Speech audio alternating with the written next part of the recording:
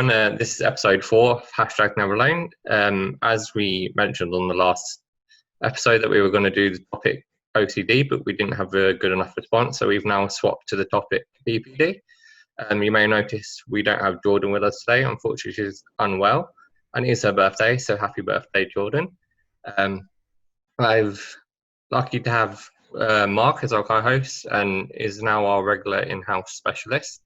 You may know Mark featured on our last episode, and he will now be on the podcast from now on. Today's topic, as I said, was BPD.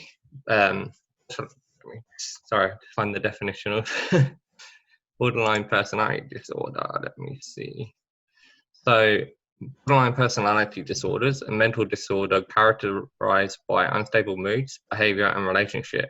The cause is unknown and not well understood. Borderline personality disorder is estimated to affect between 2 to 6% of Australians, although BPD is said to be more common in women. This is probably because it's more recognised in women than men. So today's guests, we have Mark, as I said before. Thank you for joining us again and co-hosting. Okay. And we have ALLAN Saunderson, is that correct? How do you say it? He's joining us from Ipswich in Queensland. And Mark's our guest talking about the insight of borderline personality disorder, and ALLAN is our lived experience guest. So, Mark, what can you tell us about borderline personality disorder? What's the characteristics and background behind it? Yeah, I mean, I guess before I start, I think it's important to say that, borderline personality disorder is a kind of like overarching description, and I think within that, everyone is an absolute individual. And, and I think we will talk about some of the kind of general kind of presentations of BPD, but, there's a whole spectrum. I think some people are likely to experience more severe kind of feelings in terms of having BPD, and in other people it will be more mild. So, it's really dependent, I think, on the personality. But I think generally, as you said in the introduction, Joe, I think people with BPD find emotional regulation pretty difficult. Emotions and moods can go up and go down, and the regulation of moods can be really, really difficult. It's often as a result of, maybe an adverse childhood experience, or, it can be parenting. I think if someone with BPD, a child grows up with a parent that perhaps has had trauma, or perhaps is depressed. I mean, this can also maybe, create a situation where BPD kind of comes to the surface later. And, recently there's also kind of been research into genetic reasons. So there's quite a lot of evidence kind of, which is, being collected now to suggest that perhaps there's a genetic reason why people perhaps get borderline personality disorder. It's often seen in relationship. Often, and this is again a generalization, right? But often people with BPD will, find relationships quite difficult, wanting to get close to the other person in relationship, but also kind of sometimes quite scared of getting close. And sometimes a kind of feeling of abandonment comes in, which can, be incredibly difficult for the person, in the relationship. So they're kind of broad characteristics, I think, of BPD. Although, as I said, everyone is different, right? So, yeah, for me personally, obviously, recently got diagnosed with BPD last year, I think it was, or the start of this year. For ages, I was just having really bad mood swings. Went from one extreme to the next for no reason whatsoever. But I thought it was because of my anxiety and depression. Got treated a fair bit for it, and eventually had to go and see a psychiatrist because my mood was just all over the place. I got put on mood stabilizer, so it kind of helped my anxiety as well as the BPD as well. But after speaking to psychiatrists, kind of recognised some of the characteristics that she mentioned, and it kind of made sense. A lot of mine probably stem from childhood, trauma from bullying and being treated badly by other people. I mean, bullying, I know we're not talking about bullying now, right? But I think Yeah. bullying, when I mean, the effects I think it can have on people and the rest of people's lives, are enormous, really. But bullying maybe is for another kind of episode. But sure, I mean, I guess something like bullying, just to stay with it just for a second, it's complex trauma, isn't it? And I guess BPD can arise as a result of trauma. So Yeah. So what are your favourite coping strategies for BPD? What sort of treatment do you offer or can be offered to people with borderline personality disorder? yeah, I don't use DBT, but it's kind of like mindfulness, the dialectical behaviour therapy. So it's kind of like a mindfulness approach. I mean, I use mindfulness rather than DBT. There's quite a lot of crossover, and I think there's something around conducting psychotherapy and trying to give someone with BPD coping strategies. And I think the coping strategies are perhaps getting on top of the emotion when it happens in the moment. Because I think, with people with BPD, when the emotional surge comes, it can be absolutely overwhelming, and I think that the kind of logical, rational, like the executive function kind of the brain goes offline. And I think the person can often be totally flooded with, really, really unpleasant emotion. Anxiety is often one of those, and I think in the work, it's trying to find some coping strategies to just self-soothe and just calm. So the executive function, the logical function can just kind of surface and help to kind of control the mood a little bit. And just checking in with what the mind's doing, and learning some coping strategies can kind of help the person break the cycle of the emotion coming and then the overwhelm, and then the overwhelm creates more emotion. So mindfulness I think is really helpful, and I think any psychotherapy, right, I think the relationship's really helpful. I think irrespective of what the therapist does, I think providing a safe space for somebody to talk about maybe some of the early experiences that have been really difficult, and forming a really, really kind of safe relationship with someone. I think that in itself really, I think, can be really helpful for people. Yeah. I was supposed to start, I think it's DPT, you said. I got recommended to it, but my therapist was waiting for all the stuff to come through, so I haven't really properly started it yet. But what sort of things would you suggest to people, around people with BPD, how they would help them, or how they help them cope, or kind of stop them from triggering those emotions and stuff in those people? Yeah, I mean, I think grounding's a big one. I think grounding, finding a strategy, because the strategies need to get in the way of all of the emotion coming and then the person getting overwhelmed. So, I think small things like grounding techniques can be really helpful. Just the tsunami of emotion comes, and just being mindful enough, to realize that, this is an emotional reaction, and to some extent not identifying it as absolutely real, and just maybe grounding in the body, changing the attention from whatever has caused the emotional reaction, and putting the attention in the body, I think can be really, really important. And the CBT technique, just trying to realize that these are thoughts, that these are maybe not realities, I think can be really, really helpful. Medication can often be helpful. I mean, psychotherapy and medication, I think, for BPD can be brilliant, really. I think the medication, in a similar way to the mindfulness, can often kind of help the person just put a bit of distance in. So when this emotional reaction comes, this tsunami of emotion, I think, antidepressants are quite good for this. They put a little bit of distance in, so it gives the person the ability to kind of not be overwhelmed by them. Yeah, I kind of felt like when I went on, so I was on a low dosage at first, but I kind of felt like I was a whole different person. Like I went from being really depressed and not knowing where to go in life, and because obviously I'm in Australia, I wanted to go back home because I thought that was the best option. And then as soon as I went on it, I was a person. Then I kind of had a slope for a bit, and they've now put me on the highest dosage of lampregine, and feel like I've been happiest I've been for a long time, and more settled. I have a moment, but kind of just take myself away and calm down and let my emotions out in one go to myself. I mean, have you found it's kind of leveled you out then a bit? Yeah, a little bit. I don't have them as frequent. I do sometimes, because I take things personally quite a lot. So if someone says something, I'll take it on board and be like, okay, you're attacking me. And I just have a fight or flight response. So I kind of just go for the jugular.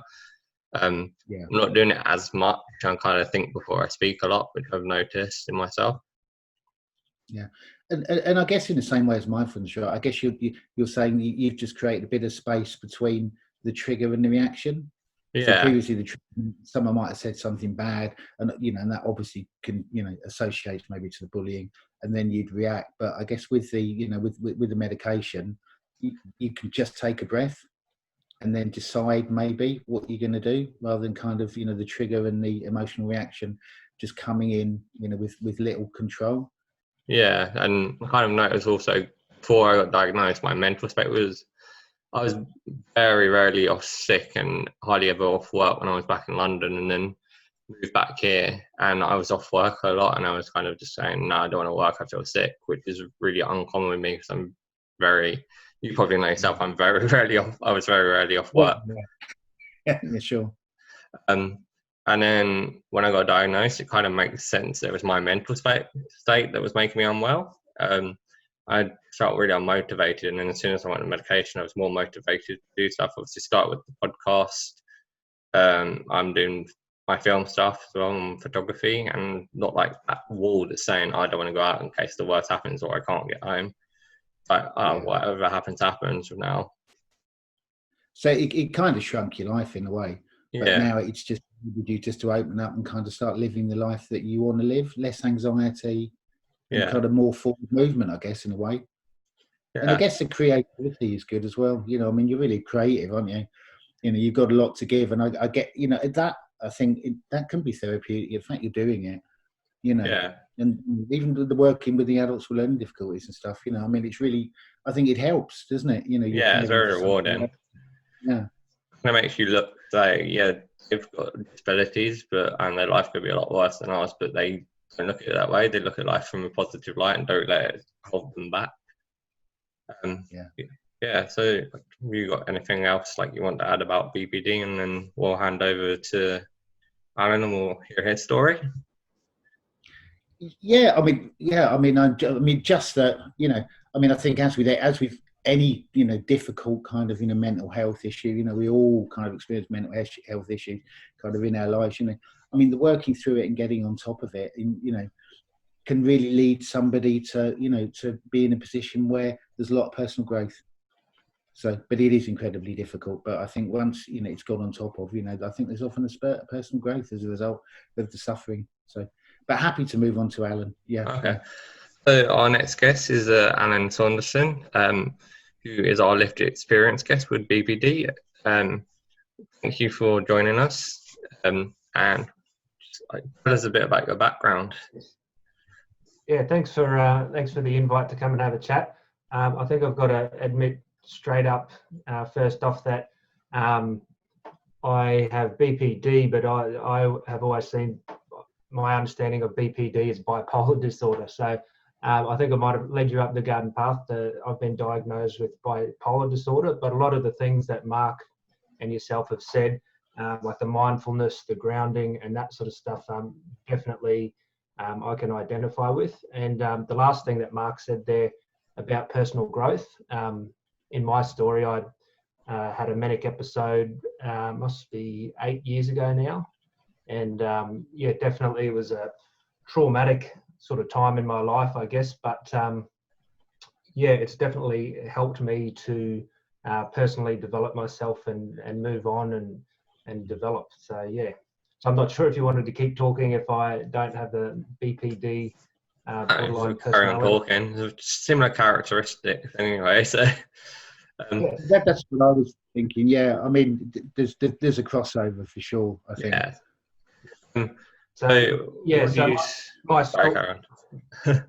My story is I was teaching for about 8 years in Australia here, and I sort of felt like a square peg in a round hole, really, and didn't really fit into it, but I just sort of kept chugging away at it for 8 years or so. My partner and myself, we sort of decided that things weren't working that well. It wasn't really fitting my personality. So I put in for a transfer to go up north. I started the job within teaching. I started the job up there, and I got about 3 or 4 months of teaching in up there, and then I just, all the same, personality sort of issues kept popping up, and I just said, it's too much for me. I need to go on a long service leave break. And when I got that bit of time to myself where I didn't have to be at school, I didn't have to, there was no responsibility to any sort of person. And I was in a town that I didn't really know anyone. Just all those underlying issues sort of really came to the fore. And I had a manic episode, and I basically walked around the town without sleeping for probably 3 to 4 days. And my sleep was really, really limited, a lot more limited than I realised. And just being really, not absurd, but just out of character for me. I was just walking and talking to random people and just really out of sorts. And then my little network of friends that I had there said, you're really, something's going on here. So they helped me get into the hospital, and and I was transferred to a bigger town at Mackay. And I spent must have been about 3 weeks in the mental care ward up there. And and then eventually came back to my hometown. And for some strange reason, I eventually got back into teaching. So I'm now up to 16 years teaching, and I've, things do happen in cycles, I believe. And I've just, I've known it for a long time, but I've just come to the realization that it still doesn't fit me. And I've just found a new job in support work. And I'm just found that out. Got the message today that I have the new job. So awesome! Congratulations. Yeah. So it's been a 16-year journey of teaching, which I've got a lot out of. But I still think I don't suit the role. My personality I don't think it ever will. I could keep going, but it's just, I don't think I'm ever going to fit. So I'm looking at making some bigger changes, and that starts with the new job next month. So so in a nutshell. Do you find? Sorry, go ahead, Mark. Just what's the support role, if it's okay to ask? Yep, it's just disability support work. So I currently work in a special school, and I've been doing that for 6 years. And disability support work, a lot less emails and a lot less reporting, which I'm sitting here doing at the moment, and a lot more contact and physical moving and getting out there, which suits me a lot more. Yeah, I'm guessing that'll be really fulfilling.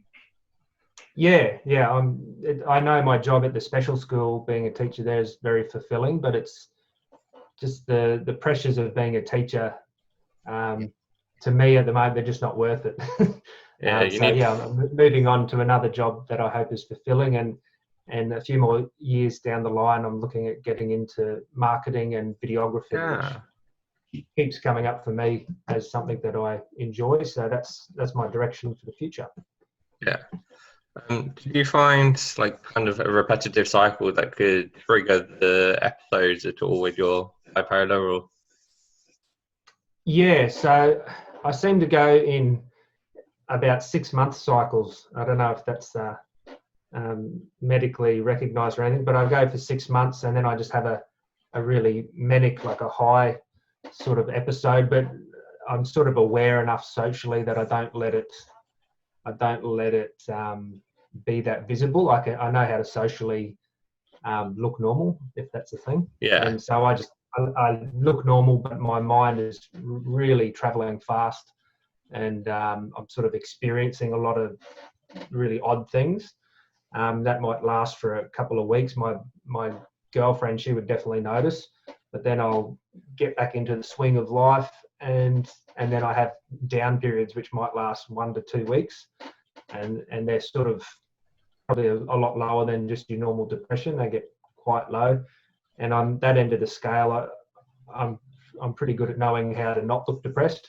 So I sort of psychologically, or socially, I sort of balance myself out to not do anything too strange on either end of the spectrum, and which is a good coping skill, I guess.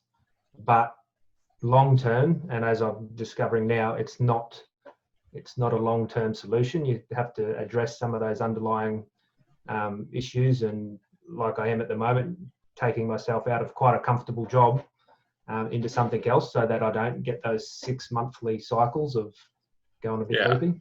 So, and I guess when you were talking about kind of mindfulness and stuff, I guess with the coping strategies, I guess there's a lot of, there's a lot of looking in. I guess you're looking in and you're seeing, I guess this is mindfulness, right? You're looking in, you're seeing your mood go up or your mood go down. You're thinking, okay, I'm going to change my behavior. Whatever situation you're in, I'm just going to mend how I'm feeling in order to try and, remain balanced. Yeah. Quite a lot of mindfulness. Yeah. And I guess I would consider myself intelligent. So when a lot of people, including my family, have given me mindfulness activities, and maybe not intelligent, my mind just works fast. So it's actually, I sit down and I'm like, yeah, I've done the mindfulness. I've done it for 6 seconds. What's next? So yeah, for me, it's been a challenge to humble myself and actually take on board the advice that's coming. And I actually today I was lucky enough not to be at school, so a friend of mine said, go into nature for 1 hour, no phone, no anything for 1 hour. And I did that today, and yeah, but my mind was really, really fast for 20 minutes, and it just slowly dissipated. And it was really a useful activity. So that was a good one. Yeah, just if I can just say, that the going into nature, it almost seems like, a kind of hokey kind of thing, but actually, it's, and going into nature, I think with a mindful attitude, it can have a massive effect, can't it? There's a ton of research coming out about, the effects of being with trees and, all this kind of, stuff that probably would have been written off as hippie stuff 20 years ago, it actually has a massive therapeutic value, which is, I guess, what you're saying, right? Yeah, I think it does. My usual thing that I would do in nature would be just to walk and experience it, or get out on the bike, like physically doing something, because it probably matches my mind going fast. But yeah, I think slowing down and breathing, opening the senses is a really, really useful thing. But I've got a question, Mark. You mentioned before the personal, I think it might have been Joe that mentioned it, the personal growth. How do you see that? Because internally, I feel like I've gone through this sort of bit of trauma, I guess you'd call it. Yeah. But I still feel underneath like a positive outcome, and almost as though I couldn't sort of reach the heights I'm going to reach without sort of going through that tumultuous sort of experience. So have you got any insight onto the other side of like mental illness in general? Yeah, in terms of, I'm a big believer in like post-traumatic growth, and working through suffering, and then kind of coming out the other side. People often have a massive spurt of personal growth. I think it's unfortunately, suffering is the thing that really kind of promotes personal growth. So if somebody has suffered, obviously when they're in the midst of it, it's incredibly difficult. But when they kind of work through it, I think their personal growth is really accelerated. I see it all the time, around trauma, all sorts of different things. It's the working through the suffering and coming out kind of, a stronger, better. They're probably not the perfect words, but with personal growth accelerated on the other side, I think that's definitely a thing. Yeah, I see it all the time. Not always the case, but often I think it is, and I get that sense from you. Try kind of transmuting your suffering into caring, into teaching others, into caring for others. It's in the view at the moment, but I'm just still working through just day to day to get there, and doing those mindfulness activities, and one step at a time really, which is for me is hard because I'm used to taking big leaps and bounds and trying to do everything as fast as possible. So do you have in terms of support network? Do you feel like you've got a good, strong support network? People support and understand your mental health and bipolar disorder? Yeah, 100%. First of all, my girlfriend, who was with me at the time when I went up north and had my first episode, she was extremely, extremely supportive, and helped me get back to my hometown, took care of like income protection, took care of liaising with my family, and a really, really strong person. And then as I've gone through those 6 monthly cycles, she sort of identifies it really quickly, and sort of it's just really extremely supportive. So and I've sort of noticed lately that I'm sort of relying perhaps too much on her. And she said, you need to talk to someone. So I've got a psychiatrist that I talk to. But I said to her, when she said that I needed to talk to someone, I said, all right, I'm going to ring my mum and my dad, which is against my character sort of. But the moment that I rang, and this was only 2 weeks ago, the moment I rang my mum and dad, the support was, only that phone call away. And the support was really, really good and extremely, grounding, and, and basically without the support of my wife and my family and even my girlfriend's family, I don't think I'd be sitting here, looking at a possible better future. Yeah. So, definitely. I think it's really beneficial to have a good support network around you, and especially those that are willing to educate, those that don't have mental health, that are willing to educate themselves on mental health and push you in the right direction.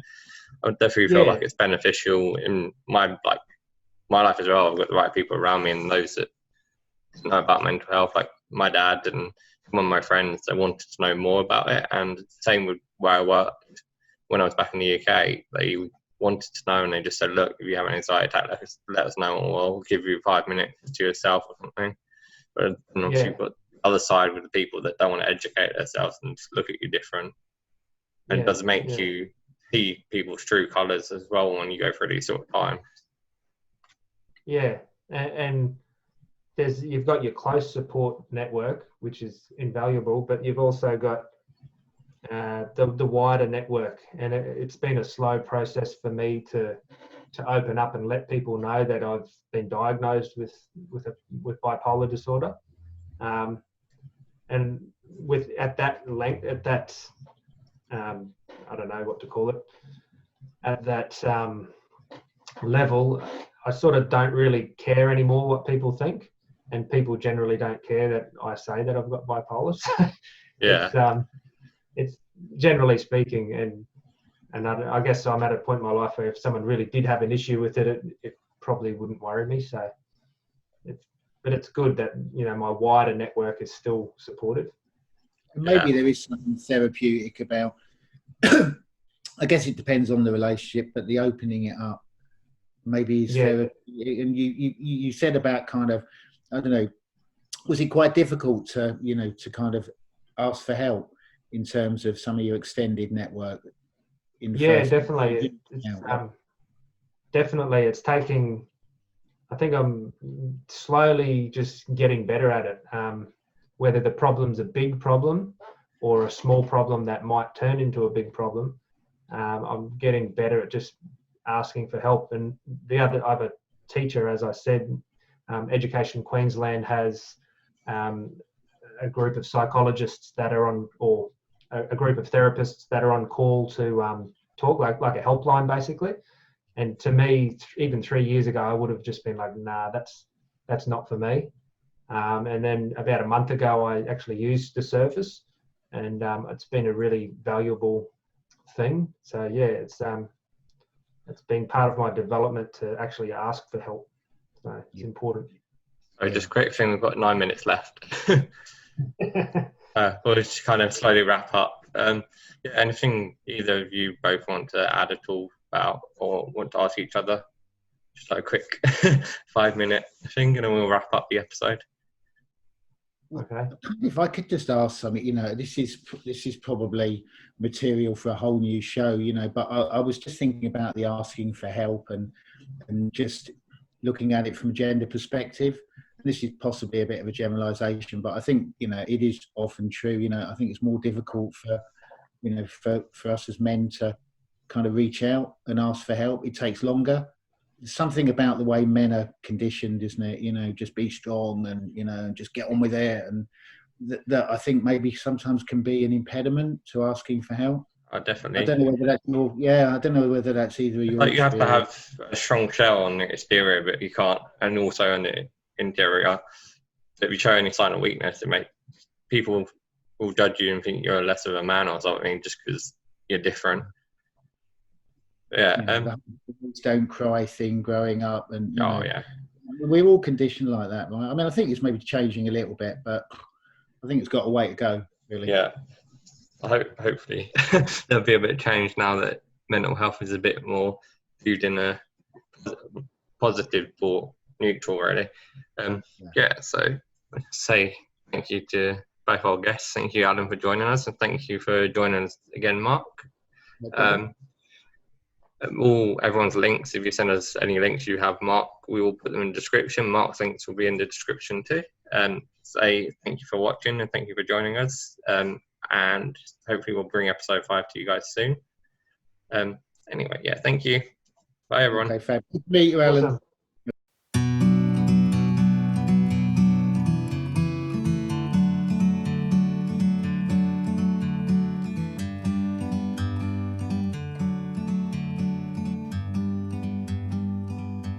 Like a bird on a tree, I'm just sitting here. If you or anyone you know has been affected by the topics discussed in today's episodes, please contact the relevant helplines in your country. Remember, you are never alone.